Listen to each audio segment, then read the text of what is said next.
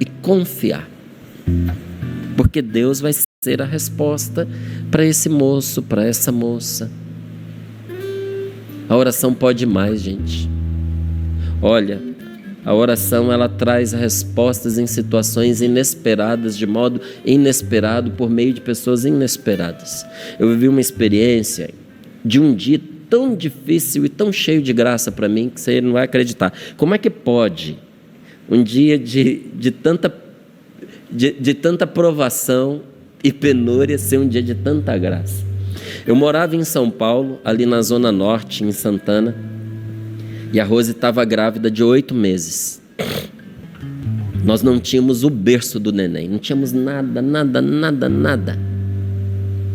Nem o bercinho a gente tinha. E ela esperou com toda a paciência, sem tocar muito nesse assunto. Quando fez 8 meses, ela virou para mim e disse assim: meu amor, o neném está chegando. 8 meses, a qualquer momento agora, ele nasce.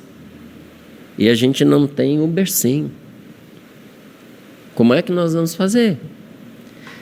E eu estava quase saindo para uma missão na Zona Leste de São Paulo e respondi para ela assim, eu falei: meu amor, nós vamos fazer como toda pessoa pobre faz. Não foi essa a nossa escolha de entrar para uma comunidade que vive dessa forma?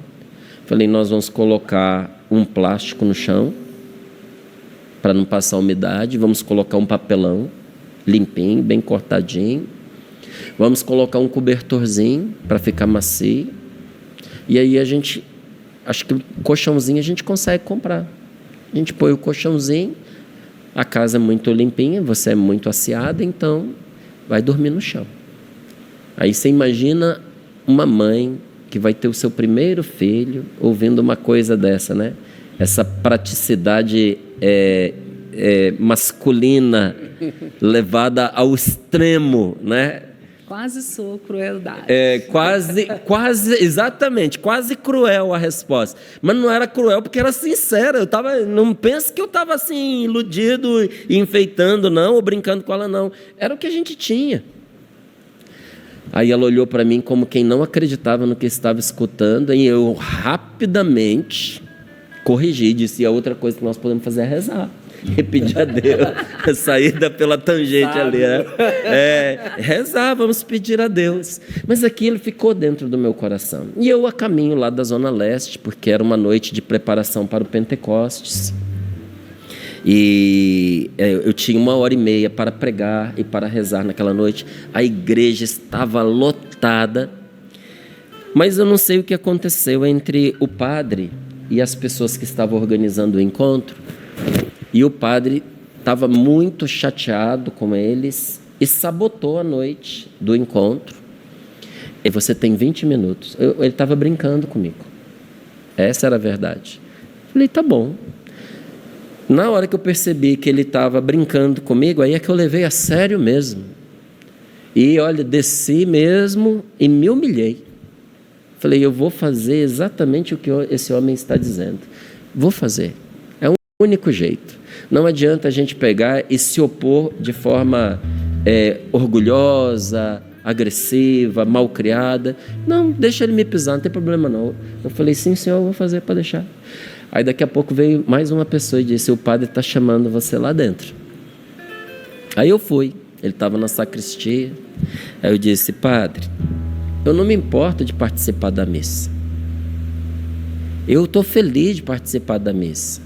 Faça o senhor a homilia. Ele: de jeito nenhum, meu filho, você veio aqui para estar conosco nesta noite, você vai fazer. Te falaram dos temas? Eu falei: sim, é o tema do encontro, é a campanha da fraternidade, é o evangelho do dia, a missa de 7º dia, né? Ele falou: sim, é isso aí, você tem 10 minutos para falar dos 4. Eu falei: sim, senhor. Peguei o relógio, tirei do pulso e disse: eu não vou passar 1 minuto. Vou fazer 9 minutos e 59, mais 10 minutos e 1 eu não vou fazer. Eu paro a frase no meio e não termino, mas eu vou fazer os 10 minutos que esse homem está mandando. Quando chegou a hora de falar, a gente esquece essas coisas todas. A gente esquece porque as pessoas estão ali. E a palavra de Deus está ali. E quando eu vi, eu estava ali pregando, Quando eu bati o olho no relógio, eu não tinha falado do 7º dia.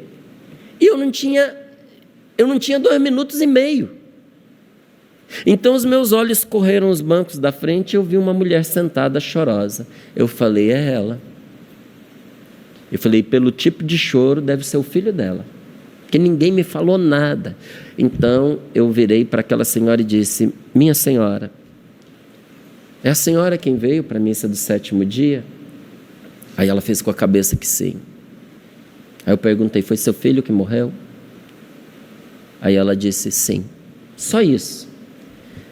Aí eu perguntei a ela, esse filho, ele foi o filho que a senhora queria? Ela falou, não. Ele lhe deu muitos gostos na sua vida?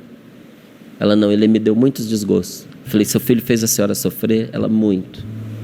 Falei, se agora, nesse momento, a senhora pudesse escolher, sendo mãe dele, que se decepcionou, que se feriu, se frustrou com ele, se a senhora pudesse escolher entre ele ir para o céu e ele pagar por tudo que ele fez, a senhora sofrer sendo condenado e indo para o inferno, o que a senhora escolheria? Ela falou, se eu soubesse que o meu filho se salvaria, eu daria a minha vida por ele aqui agora. Falei, a senhora morreria por um filho que decepcionou a senhora e lhe desgostou? Ela, com muita alegria, eu morreria por ele. Eu falei, pois é, a senhora, o seu filho desgostou e decepcionou, mas não a Jesus. Porque quando Deus criou seu filho, já sabia todas as atrapalhadas que ele ia fazer no decorrer da vida. Então não tem como você decepcionar uma pessoa que já sabe o que vai acontecer. E mesmo com tudo que seu filho fez de errado, Deus olhou para ele e acreditou que ele valia a pena e por isso Deus o criou. E eu quero lhe dizer uma coisa, Deus ama esse rapaz mais do que a senhora jamais conseguiu amar na sua vida. E se a senhora, com todo o amor que tem por ele, a senhora morreria por ele agora para que ele pudesse ir para o céu, a senhora que não pode dar o céu para ele, eu quero lhe dizer, Jesus morreu por ele e pode dar o céu para ele. Falei, então a senhora fique em paz. E me veio uma coisa na cabeça que eu não sei lhe dizer de onde tirei, se não foi inspiração de Deus. E virei para ela e disse assim, há um tempo atrás, não se enterrava em cemitérios cristãos uma pessoa, por exemplo, que tivesse tirado a própria vida porque era considerado um pecado de desespero. Então era considerado que a pessoa se perdeu definitivamente. E a frase, eu me lembro certinho que veio na minha cabeça, eu lembro até hoje, eu disse assim, entre a corda que aperta no pescoço e o último suspiro da pessoa, existe um tempo e um abismo que se chama misericórdia de Deus. Só Deus sabe o que acontece naquele momento. O rapaz tinha se enforcado, ninguém sabia, nem eu. Essa mulher se sentou do meu lado e disse assim, meu filho, eu vinha pelo caminho pedindo a Deus uma palavra se o meu filho tinha ou não se salvado. Essa era a minha oração. E você, sem saber, me deu a resposta. Por essa palavra que você me deu, essa missa valeu para mim. Aí naquela hora eu fiquei comovido e comecei a lacrimejar, porque eu me segurei para não chorar na frente dela, por causa de tudo que eu tinha vivido, de humilhação. Eu deixei minha esposa grávida em casa. Todo mundo sabe o que é você sair da Zona Norte para a Zona Leste, em horário de rush em São Paulo. Olha, foi difícil chegar ali e viver tudo aquilo. E agora Deus estava me mostrando que Ele é Deus, Ele que sabe como fazer as coisas, e que a gente tem que botar a viola no saco e fazer o que Ele manda. Aí essa senhora se levantou e eu comecei a chorar. E sentou uma outra do meu lado e disse assim, ô Márcio, desculpa, estou vendo que você está aí emocionado, rezando. Mas eu estava ali no sacrário, rezando por você, quando alguém disse que a sua esposa está grávida. Aí eu falei, sim, minha esposa está grávida. Aí ela falou, quantos meses ela está de gravidez? Eu falei, 8 meses. Ela, rapaz, que pena. Eu falei, mas que pena por quê? Ela falou, porque eu estava rezando e Jesus colocou no meu coração que eu tinha que dar o berço para ela, o berço do bebê. Mas com 8 meses de gravidez, você já tem o bercinho? Eu falei, não tem não. Não tem. Ela, vocês não têm? Eu falei, não tem não. Ela falou, eu posso dar o berço? Eu falei, pode. Fique à vontade para dar o berço. Então, quando ela se levantou, eu chorava e ria ao mesmo tempo. porque é engraçado o que Deus faz, mas é emocionante. E eu ri ainda mais, porque eu imaginava chegando em casa e contando para minha esposa o que havia acontecido e vendo a cara dela, porque eu vi a cara da minha esposa quando eu saí de lá depois da resposta que eu dei. Agora eu queria ver a cara dela, eu contando para ela que a gente tinha ganhado o berço. Ia ser inacreditável. E só de pensar nisso eu ria, mas eu ria de chorar.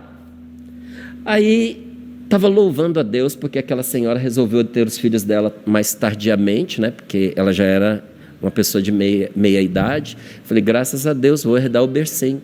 Aí ela veio, sentou de novo e disse assim, olha, mas se eu der só o berço e alguém der a cômoda, não combina, posso dar a cômoda também? Eu falei, fique à vontade. Terminado ali o encontro, ela veio e entregou um cartãozinho para mim e disse assim, olha, no sábado eu passo para ir com vocês para retirar. Era novo. Eu achava que era usado. Ela falou, vá numa loja, só não me compre porcaria. Ou compra de metal, ou compra de madeira maciça, do gosto de vocês, não se preocupem com o preço. No sábado eu pego vocês em casa e a gente vai lá para poder retirar. Esse bercinho foi o bercinho dos meus filhos, foi o bercinho de quase todos os filhos da Marcinha e do Adenilson, e continua por aí, entende? Não foi só para mim, foi para muitas pessoas. Porque Deus, Ele fala conosco quando nós nos abrimos em oração e nos dispomos a evangelizar. A palavra de Deus abre corações, meus amigos. E se vocês me permitirem, a gente continua essa pregação amanhã, porque ela foi completamente mudada nesse dia.